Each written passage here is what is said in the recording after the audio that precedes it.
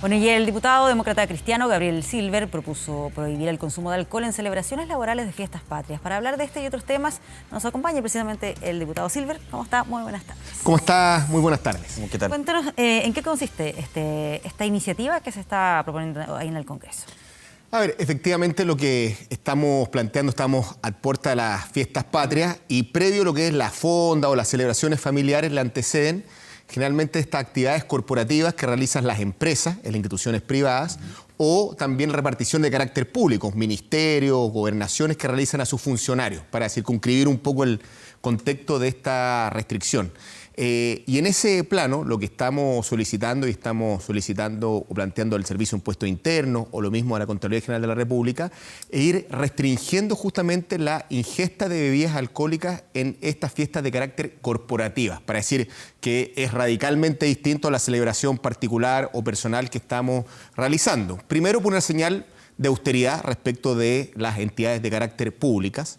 Y segundo, porque hay distintas recomendaciones, incluso a nivel mundial, a propósito de buscar un ambiente seguro respecto de estas situaciones que son entre laborales y recreativas, la prohibición del alcohol, porque, por ejemplo, la presencia del alcohol muchas veces es catalizador, no es en ningún caso un eximente de situaciones en las cuales las personas, los trabajadores y principalmente las mujeres son víctimas también de vejámenes o situaciones de acoso sexual que, como digo, que si bien no eximen para nada la presencia de alcohol, se agravan justamente con la presencia del alcohol que actúa como una suerte de catalizador que muchas veces situaciones que estaban reprimidas afloran desgraciadamente en este contexto. Y como digo... Sí, diputado, pero para especificar, ¿solamente organismos públicos? No, o sea, amplía todo. En primer lugar, ojalá quienes deben dar el ejemplo son reparticiones públicas. Perfecto. De hecho, quiero decir pero hoy día, es ampliado a cualquier tipo de evento corporativo. Y estamos solicitando, por ejemplo, a impuestos internos que declare el día de mañana o que observe o estudie como gasto rechazado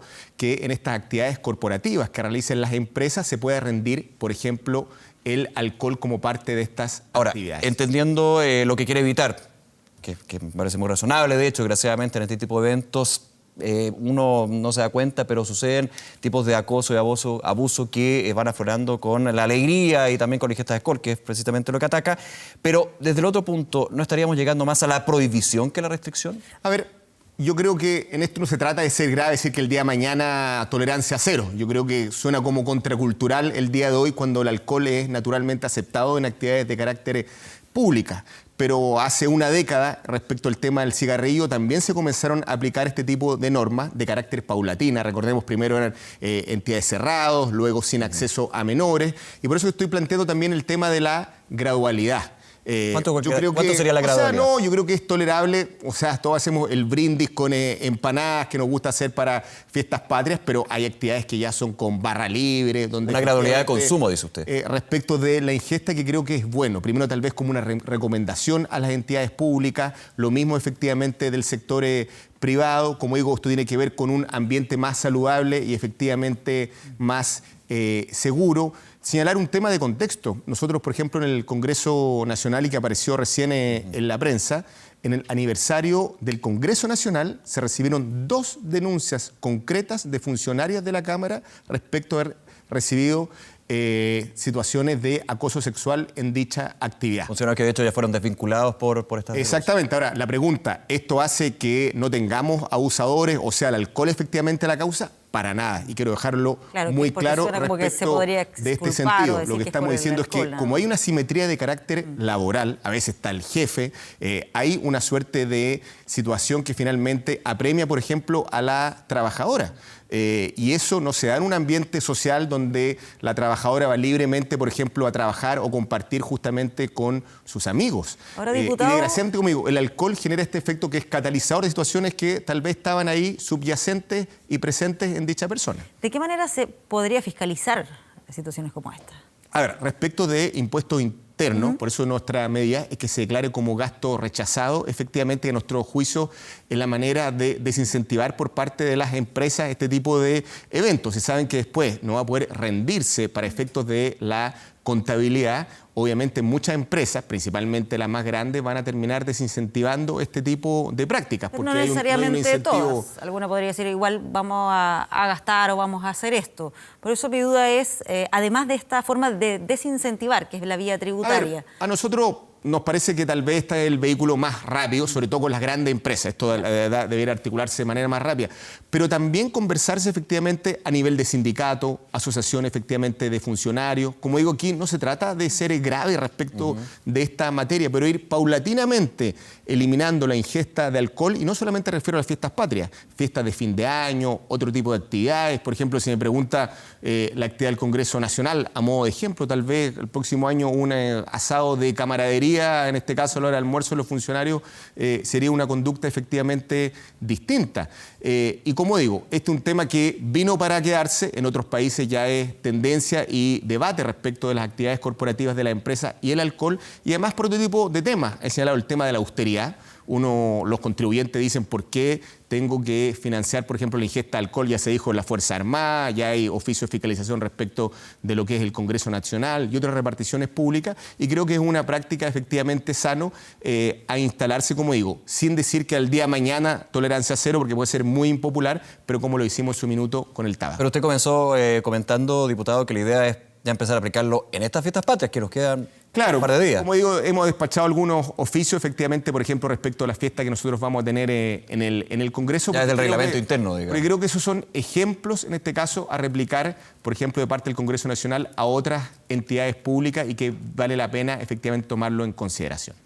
Sí, vamos a otro tema que también vincula a su partido, la Democracia Cristiana, puntualmente al senador Jorge Pizarro.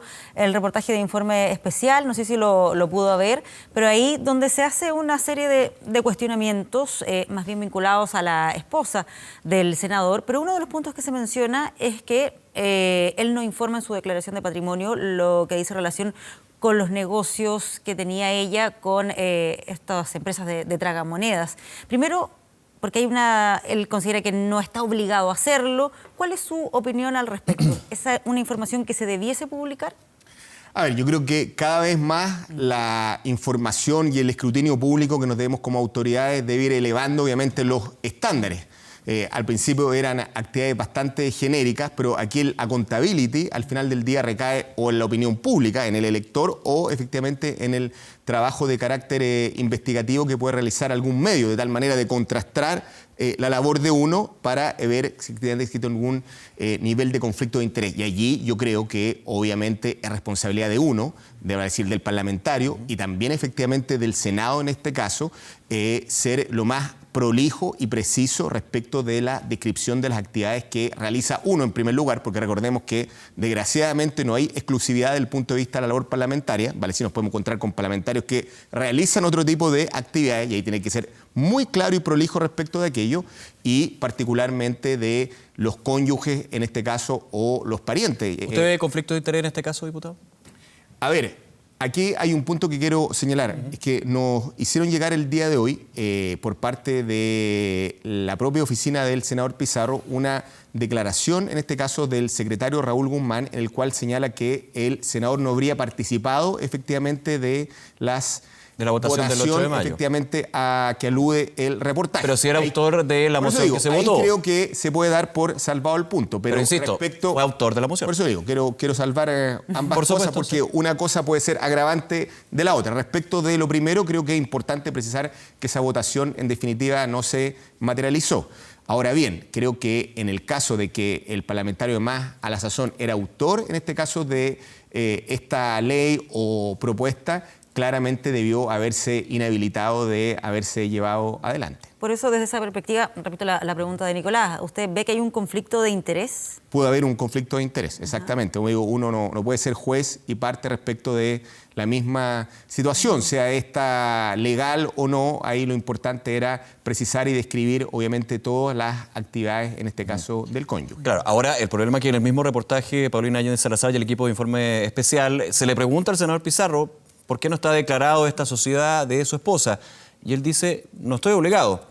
Y por la ley, uno entiende que efectivamente está obligado. Cónyuges, pareja, cualquier tipo de relación familiar o cercana que pueda y que justamente es transparentarse. Al final esto es, más que por ley, por una ayuda también al propio parlamentario para no terminar en este tipo de situaciones de duda.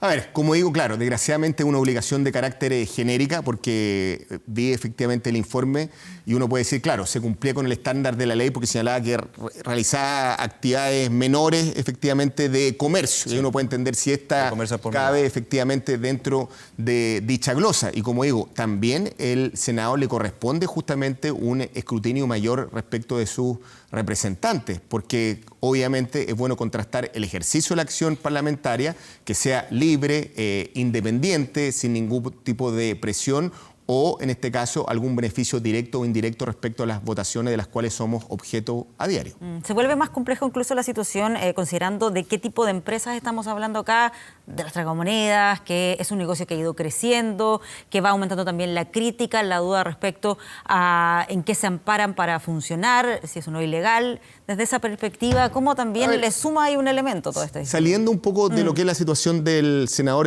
Pizarro en particular, obviamente el tema de las máquinas de destreza o de azar está puesto en la palestra hace tiempo. Es una discusión, a mi juicio, en la cual el Ejecutivo y el Congreso hace tiempo debió haberla zanjado. Nosotros tenemos normas respecto a la superintendencia de casino en las cuales incluso uno esperaría que hubieran actuado con mayor radicalidad. Es decir, o sea, yo creo que la gente no entiende cómo a vista y paciencia de uno funciona en esta actividad, no de manera escondida, no en la opacidad efectivamente de una actividad en la cual cuesta con mucha dificultad acceder, sino que uno ve en la Alameda, principales ciudades, en este caso estos verdaderos garitos o casinos, a vista y paciencia de todo. Y eso obviamente a uno también le causa cierta frustración, porque el tema de la ludopatía es un tema importante. Uno dirá, bueno, diputado, pero están los casinos, pero el hecho que uno a la vuelta de la esquina tenga esta posibilidad de jugar con tanta facilidad genera, obviamente, mayor posibilidad de caer, digamos, en esta verdadera trampa que es el tema del juego. Sí. ¿En otro tema? Sí, lo queríamos llevar también. Sí, que no sé si teníamos preguntas de... No, yo... respecto a la acusación constitucional a la ministra de Educación, Marcela Cubillos, me gustaría saber cuál es su percepción respecto a lo que se ha estado planteando en el centro del debate en estos últimos días. Si acaso es una acusación que tiene o no argumentos jurídicos. A ver, esto es una acusación constitucional de una Cámara de Diputados que es una acusación jurídico-política, como primera consideración.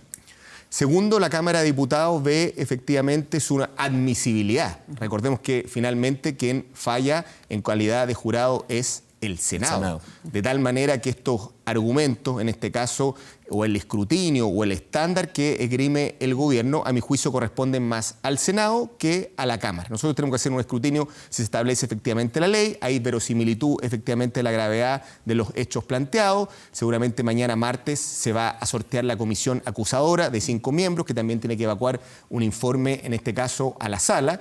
Pero aquí yo no segregaría el tema efectivamente de carácter político, porque hay que señalar que, a mi juicio, las declaraciones que está haciendo la ministra Cubillos y el propio gobierno van en la línea, discúlpeme la ironía, de hacer todo lo posible para que esta acusación prospere. Uno esperaría una suerte de mea culpa, recoger efectivamente el guante respecto a los reparos planteados por parte de los acusadores. Y como digo, es también una acusación política y así lo establece la propia Constitución. Pero en ese sentido, diputado, un mea culpa por lo que se le está acusando a la ministra Cubillos para esta acusación, estaría justificando justamente el instrumento que se va a aplicar contra ella y una eventual destitución. Es que cuando uno, mire, yo creo que el tono hace la diferencia.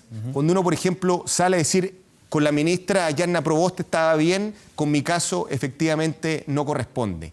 Cuando uno ve mucha soberbia respecto de la actuación del ministerio, lo que se refiere a la cartera respecto a admisión justa, a su voluntad o falta de voluntad, a nuestro juicio, para querer aplicar ciertas leyes en ejercicio, cuando nosotros queremos contrastarlo respecto de lo que es la ejecución presupuestaria del Mineduc, que esta fecha va en el 20% y estamos prácticamente terminando el año, uno esperaría efectivamente un tono distinto. Cuando el gobierno llama efectivamente a conversar, dice el tema de los grandes acuerdos, y yo veo a a una ministra, pero particularmente a un gobierno, una suerte de ninguneo respecto a esta acusación, finalmente termina produciendo el efecto contrario. ¿Hay una decepción de la democracia cristiana en ese sentido? Que es, de hecho, de la misma oposición le ha valido críticas el buscar los acuerdos con el gobierno y ahora, por lo menos hasta el minuto, se ve que la democracia cristiana está totalmente acoplada a esta acusación constitucional. A ver, yo quiero señalar de que el hecho de que nuestro jefe de bancada, Asensio, suscriba efectivamente esta acusación no es un tema baladí,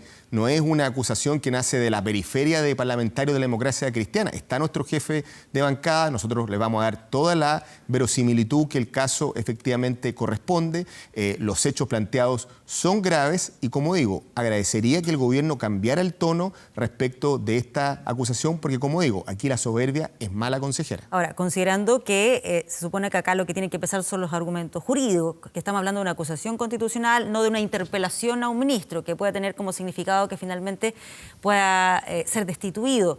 La pregunta que hacía ayer en una entrevista la misma ministra Marcela Cubillos, ella decía, yo desafío a que me digan qué ley no estoy cumpliendo. ¿Cuál sería esas leyes que no está cumpliendo? A ver, hay una comisión obviamente que dar cuenta de aquello, pero para nosotros el tono, por ejemplo, respecto a las leyes de admisión efectivamente a los colegios, a mi juicio hubo una resistencia en este caso de la autoridad a su cumplimiento y son de público conocimiento las declaraciones efectivamente de la ministra contra una ley efectivamente en ejercicio. Incluso recordemos que planteó su cambio por la vía del Congreso y a nuestro juicio su aplicación, por ejemplo, en la región metropolitana o en otros lugares donde le correspondía al Mineduc instalarla respecto a su publicidad, difusión, trabajo con padres y apoderados, no hablaba efectivamente de una autoridad que estaba en el lado irrestricto del cumplimiento de la ley, sino que más bien en la cornisa de la inobservancia. Pero hasta el minuto todavía no hay resultados que muestren que el sistema de admisión escolar se haya aplicado de mala manera. De hecho, ya en las regiones extremas se dice que ha tenido el resultado esperado. Es que los y la región metropolitana comenzó hace poco. Es que los porfiados hechos no han dado la razón porque se teñó una suerte de campaña del terror respecto al tema de la tómbola, respecto a padres que iban a quedar muy lejos de la opción planteada por sus hijos. Y eso es de la publicidad, pero no la aplicación. Claro, pero yo creo que hubo efectivamente poca difusión. Yo creo que la autoridad desde el día 1 tuvo poco compromiso con leyes, en este caso en ejecución, en la cual solamente le cumplía aplicar, no efectivamente poner en duda. Y allí, obviamente, la ministra, como digo, se ponía en la cornisa efectivamente de la legalidad. ¿Cuántas veces no confrontó en la opinión pública, en este caso, la pertinencia, en este caso, de estas leyes? ¿Cuánto lo hizo efectivamente respecto de su agenda, que es, como digo, de carácter público, estos desplazamientos que hacía por regiones durante el verano? En fin, hay una serie de acciones que uno puede justamente hacer valer el tono mediante el cual la autoridad se relacionaba justamente respecto al cumplimiento de leyes en ejercicio. ¿De qué manera finalmente va a votar la democracia cristiana? Lo digo en libertad de acción, como planteó el propio presidente Fuad Chahín. ¿Cuál cree usted que es el mejor mecanismo para poder enfrentar esto? A ver, nosotros no somos un regimiento y obviamente como bancada, y lo ha dicho el presidente y el jefe de bancada, no hay órdenes de partido. Pero sí, como señalado, dar una señal en materia de educativa, a nuestro juicio, hace la diferencia para, ojalá, buscar la mayor unidad posible a la hora de votar. Por eso es que vamos a tener abogados que nos van a asesorar en la materia, no vamos a imponer una sola decisión, pero sí vamos a buscar alinear, en este caso, a la bancada a la hora de votar. Diputado Gabriel Silver, nuevamente muchas gracias por acompañarnos esta tarde. Muchas gracias, muy buenas tardes. Hasta luego.